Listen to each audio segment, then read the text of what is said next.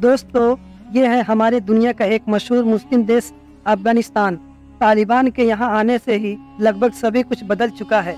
वैसे तो सन 2021 में ही जब इस इलाके में तालिबान की वापसी हो रही थी, तभी दुनिया के बहुत सारे एक्सपर्ट की तरफ से लगातार यही कहा जा रहा था कि अमेरिका के अफगानिस्तान का ये जो इस तरह से छोड़कर जा रहा है, यह बहुत बड़ी गलती कर रहा है। बहुत ही जल्द अफगानिस्तान तबाह हो जाएगा, बर्बाद हो जाएगा और पूरी तरीके से कोलैप्स कर जाएगा। और ये सब कुछ इसलिए कहा जा रहा था क्योंकि उनके मुताबिक तो तालिबान जो इस पर हुकूमत करने जा रहा है, वो न तो इतना एडवांस है यहाँ की पूरी सिक्योरिटी को मैनेज कर सके और न ही इतना ज्यादा तजुर्बेकार है कि यहाँ की इकोनॉमी या फिर दूसरे सेक्टर को संभाल सके। मगर दोस्तों, वो सारे ही प्रेडिक्शन गलत साबित हुई और दुनिया ने देखा कि तालिबान न सिर्फ अफगानिस्तान को पूरी तरह से स्टेबल कर चुका है, बल्कि इकोनॉमी के लिहाज से भी पिछले कुछ महीनों से लगातार अफगानिस्तान से कुछ पॉजिटिव खबरें निकलकर सामने आ रही है। ईरान, रशिया, चाइना जैसे आसपास के बड़े और ताकतवर देश तालिबान को अफगानिस्तान की रिलेटिव मानते हुए न सिर्फ तालिबान के एक तरफ हाथ बढ़ा रहे हैं, बल्कि इसके साथ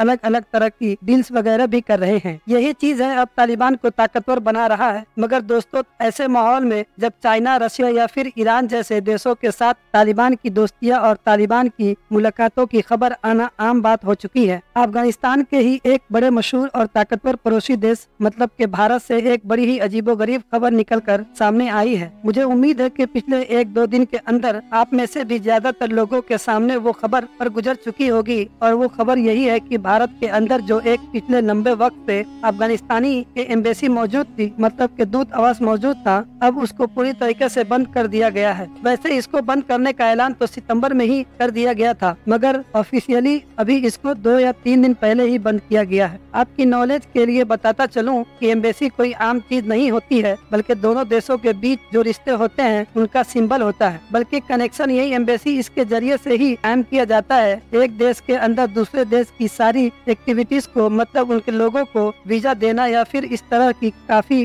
काम करना एम्बेसी के ही द्वारा किया जाता है। एम्बेसी का मतलब ये होता है कि एक देश दूसरे देश के साथ रिश्ते कायम करे। मिसाल के तौर पर इसराइल को ही देख लिया जाए तो ज्यादातर मुस्लिम देश के जो इसराइल को एक देश ही नहीं मानते, तो जाहिर है उनके यहाँ पर उनकी एम्बेसी भी नहीं है। यही वजह है कि जैसे ही भारत में मौजूद अफगानिस्तान की ऐतिहासिक एम्बेसी को बंद किया गया, वैसे ही दुनिया भर के मीडिया में काफी हंगामा दिखाई दिया। अक्सर लोग कंफ्यूज दिखाई दिए और हर किसी के दिमाग में यही सवाल आया कि आखिर भारत तालिबान और अफगानिस्तान के साथ चाहता क्या है। क्या भारत देश के जो ऑलरेडी अमेरिका और बाकी यूरोपियन देशों की तरफ तालिबान को मान्यता नहीं देता है, वो अब तालिबान पर भी ज्यादा सख्ती करने जा रहा है, या फिर पूरी तरीके से कोई और मामला है और ये सिर्फ दिखावा है और अंदर ही अंदर कुछ और ही चल रहा है। दोस्तों, इस मामले को पूरी तरीके से समझने के लिए हमको जरा इतिहास में थोड़ा पीछे चलना होगा। डिवाइन नॉलेज नेटवर्क के फ्रेंड, इंडिया और अफगानिस्तान के रिलेशन अगर हिस्टोरिकल देखा जाए तो काफी ठीक ठाक रहे हैं, मगर सन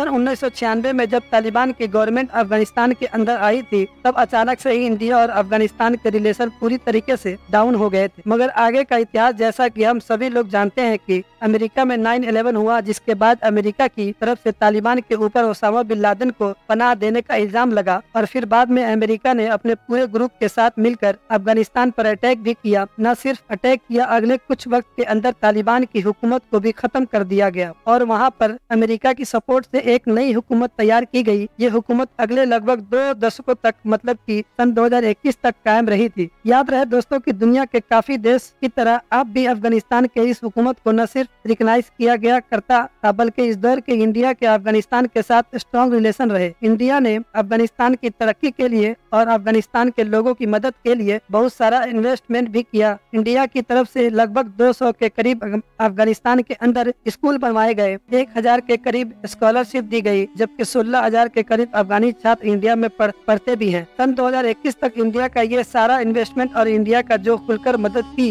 ये बिल्कुल इसी तरह चलती रही थी। मगर सन 2021 में तालिबान के वहाँ पर आ जाने की वजह से लगभग ज्यादातर चीजें बदल चुकी है। हालांकि सन 2021 के बाद दूसरे यूरोपियन देशों की तरह अमेरिका की तरह इंडिया के जो रिश्ते हैं वो अफगानिस्तान के साथ पूरी तरह से कठिनाई हुई, बल्कि अभी भी जो मदद वगैरह होती है वो अफगानिस्तान में इंडिया की तरफ से ही की जाती है। मगर जाहिर है कि दुनिया के दूसरे ज्यादातर देशों की तरह इंडिया भी अफगानिस्तान के अंदर जो तालिबान की हुकूमत है वो मान्यता नहीं देता है और उसको रिकॉग्नाइज ही नहीं करता। हालांकि इंडिया इशारों में यह बात भी कह चुका है कि हम जमीनी हकीकत से पूरी तरह से वाकिफ है और शायद यही वजह है कि उसने तालिबान के आ जाने के बाद उसको रिकॉग्नाइज भले ही न किया हो, लेकिन अपने लोगों को वहाँ पर जरूर भेज रखा है जो तकनीकी तौर पर नेटवर्क कायम रखते हैं, मतलब के काम काज करते हैं। मगर दोस्तों, जब से ही अफगानिस्तान में तालिबान की हुकूमत वापस आई थी, तब से ही दिल्ली में मौजूद अफगानिस्तान का जो दूतावास था उसके अंदर अफरा तफरी का माहौल रहने लगा। मतलब अंदर ही अंदर जो लोग आपस में ही फूट का शिकार होने लगे। वजह यह थी कि तालिबान से पहले अफगानिस्तान में अमेरिका के सपोर्ट से जो हुकूमत चलाया करती थी के राष्ट्रपति थे अशरफ गनी,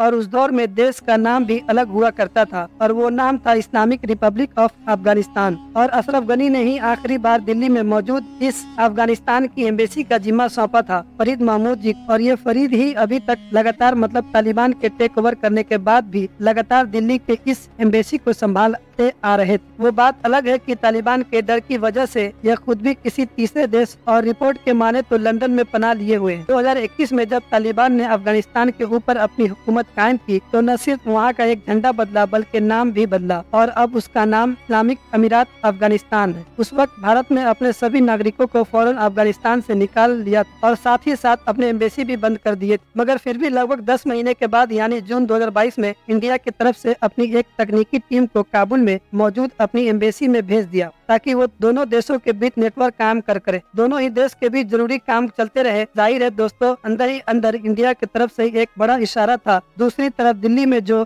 अफगानिस्तान की एम्बेसी थी वो भी फरीद महमूद जी के अंडर में ही लगातार काम करती आ रही। मगर जब इसी साल ही तालिबान गवर्नमेंट की तरफ से दिल्ली के इस एम्बेसी में कादिर शाह नाम के अपने एक बंदे को भेजा गया ताकि उसके अब नए तरीके से इस एम्बेसी की जिम्मेदारी दी जाए, तो खुद अफगानिस्तानी एम्बेसी ने मतलब अफगानिस्तानी दूतावास ने उसको कबूल करने से इनकार कर दिया, बल्कि एम्बेसी से बाहर का रास्ता दिखा दिया। और ये सब कुछ इसलिए हो रहा था क्योंकि दिल्ली की एम्बेसी में जितने भी लोग मौजूद थे वो ज्यादातर वही लोग थे जो कि तालिबान के वफादार नहीं बल्कि अफगानिस्तान की पुरानी हुकूमत के वफादार। याद रहे दोस्तों, जैसा कि मैंने आपको पहले ही बताया है कि एम्बेसी को तो कंट्रोल भी वही इंसान कर रहा था कि जिसकी पिछली हुकूमत में चुना गया था। साथ ही साथ ये एम्बेसी पुराने अफगानिस्तान मतलब इस्लामिक स्टेट ऑफ अफगानिस्तान को रिप्रेजेंट कर रही थी, न कि नई हुकूमत मतलब के इस्लामिक अमीरात ऑफ अफगानिस्तान को रिप्रेजेंट कर रही थी। इस तरह से अब ये दूतावास अंदरूनी तौर पर दो टुकड़े में बट चुका था। एक तरफ वो लोग थे जो की पुरानी हुकूमत के वफादार थे और दूसरी तरफ वो लोग थे जो कि तालिबान के वफादार थे। वैसे ही आपसी में झगड़े की वजह से 30 सितंबर को अचानक से ये खबर आई, अफगानिस्तान ने अब दिल्ली में मौजूद अपनी एम्बेसी को पूरी तरीके से बंद करने का फैसला किया है। और अब लगभग 1.5 महीने भी ज्यादा का लंबा वक्त गुजर जाने के बाद ये खबर सच साबित हो गई है। मतलब ऑफिशियली दिल्ली में मौजूद अफगानिस्तान की एम्बेसी बंद हो चुकी है। बंद करने के पीछे एम्बेसी में मौजूद स्टाफ की तरफ से जो कुछ वजह बताई गई, मतलब जो कुछ रीजन दिए गए, उसमें से एक वजह ये बताई गई कि हमारा नियंत्रण मतलब कि हमारा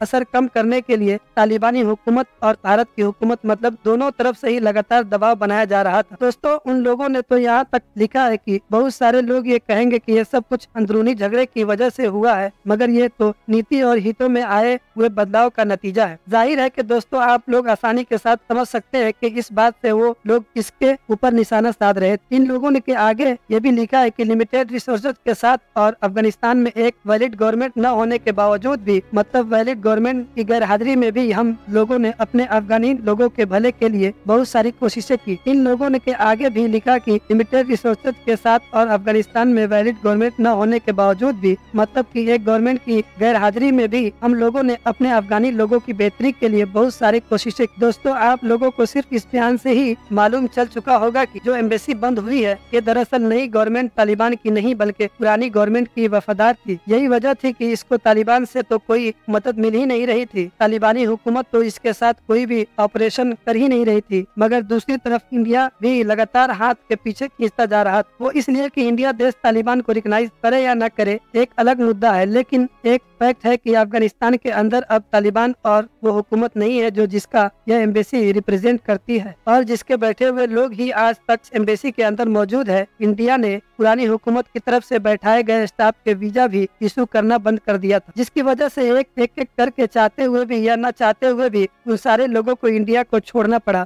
और आज की कंडीशन ये है कि इंडिया के अंदर पुराने हुकूमत का चुना गया कोई भी बंदा मौजूद नहीं है। जितने भी अफगानिस्तान की राजनीतिक से जुड़े हुए लोग यहाँ पर मौजूद है वो सारे के सारे तालिबानी हुकूमत के हैं, यानी ये लोग तालिबान के वफादार है। और यही वो लोग है कि जो कभी कभी नियम के अनुसार हम लोगों को ऑनलाइन मीटिंग वगैरह में भी ज्यादातर नजर आते हैं। तो दोस्तों ये थी अफगानिस्तान एम्बेसी से जुड़ी हुई खबर की सच्चाई, जो पिछले 2-3 दिन से लगातार हर जगह पर गर्दिश कर रही थी। दोस्तों कमेंट बॉक्स में अपनी राय जरूर दें, ताकि आखिर आपको क्या लगता है कि फ्यूचर में इंडिया और अफगानिस्तान की नई हुकूमत तालिबान के रिश्ते कैसे होंगे? क्या इनमें से कोई बदलाव आएगा भी, या फिर बिल्कुल ऐसा ही चलता रहेगा जैसा आजकल अंदर ही अंदर सब कुछ चल रहा है? फिलहाल आज की अपनी वीडियो में हम यहीं पर खत्म करते हैं। वीडियो पसंद आने पर न सिर्फ वीडियो को लाइक करें बल्कि अपने फ्रेंड्स के साथ जरूर शेयर करें, और इसी तरीके के नॉलेजेबल और हिस्टोरिकल वीडियो हमेशा देखने के लिए हमारे चैनल को सब्सक्राइब करें, और हमें फेसबुक पे देख रहे हैं तो फॉलो करें।